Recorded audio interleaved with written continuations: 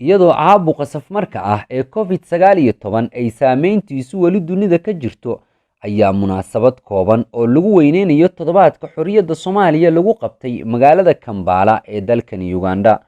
ujeedka munaasabada oo ahayd weyneynta 60 sano guuradii ka soo wareegtay 26 Juun 1960 kolkii gobolada waqooyi ay ka xoroobeen gumaystaha Ingiriiska isla markaana sida oo kale ku astaysan markii ugu horeysay ee calan Soomaaliyeed uu ka babado dhul Soomaali ay leedahay. munaasabada oo ay ku sugnaayeen arday iyo aqoon-yahano dhalinyaro u badan ayaa waxaa looga sheekeeyay sooyaalka iyo taariikhda soo jireenka ah ee maalmaha xuriyada.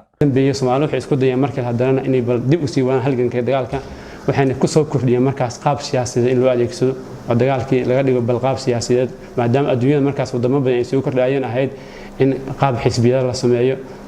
qaab dawladda la sameeyo nidaamkaas la aado marka xisbiyo dhanka waqooyiga xisbiyaha ka jiray iyo ururo u dagaalama halganka oo qaab dawladnimo goobaya dhanka koonfurtana siyaasadka SOL ayaa la aasaasay oo labaduba ka mideysnaayeen in xornimo Soomaaliya soo dhiciyaan. sidaan wada ogsoon tihiin walaalayaal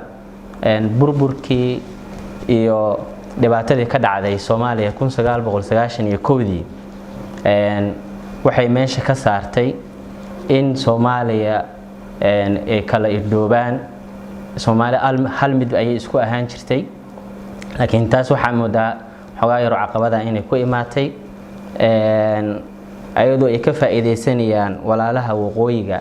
1991 dibtii ka dhacday koonfurta. gabagabadii munaasabada ayaa waxaa soo xiray gudoomiyaha Midowga Ardayda Qaranka Soomaaliyeed ee dalka Uganda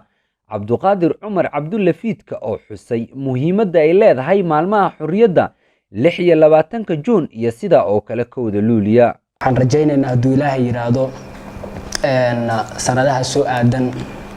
1 Luulyo ama 1 July in mar kale aan dib u arki doono in markaasi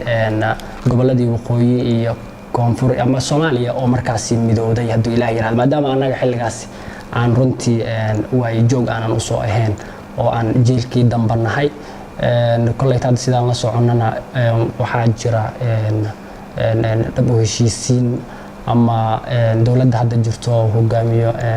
mudan Maxamed Cabdullaahi Farmaajo inay fureen albaabadii ugu macquulsanaa ee markaasi ama xal loogu heli karo in la isku soo dhawaado ama markaasi Soomaali ay midoobaan oo markaasi ay dib noogu yimaadaan walaalaheen gobolada waqooyi ama Somaliland.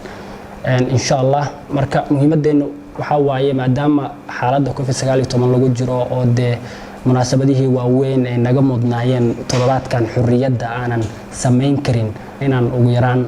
si kooban aan waxa weeyaan maalmaheena markaasi aan weyneysano aan u xusno maadaama Uganda ay ka mid tahay wadamada jaalidaha Soomaaliyeed ay ku xooggan yihiin ay joogaan. insha Allah ka arday ahaan mar walba diyaar ah u nahay maalmaheena qarannimadeena ku weyn inaan runtii si kastoo ay tahay baan xasuusnaanay insha Allah. dalka Uganda ayaa qayb ka ah dalalka sida weyn looga maamuuso munaasabadaha xuriyada ee Soomaaliya hase yeeshee sanadkan oo dunida faraba'an uu ku hayo COVID-19 ayaa suuragal ay noqon weysay in si weyn loo maamuuso toddobaadka xuriyada iyadoo la ilaalinayo badqabka bulshada iyo amarka dawladda dalka Uganda. Zakariya Qaasim Maxamed Bagax warbaahinta dalsan Kampala.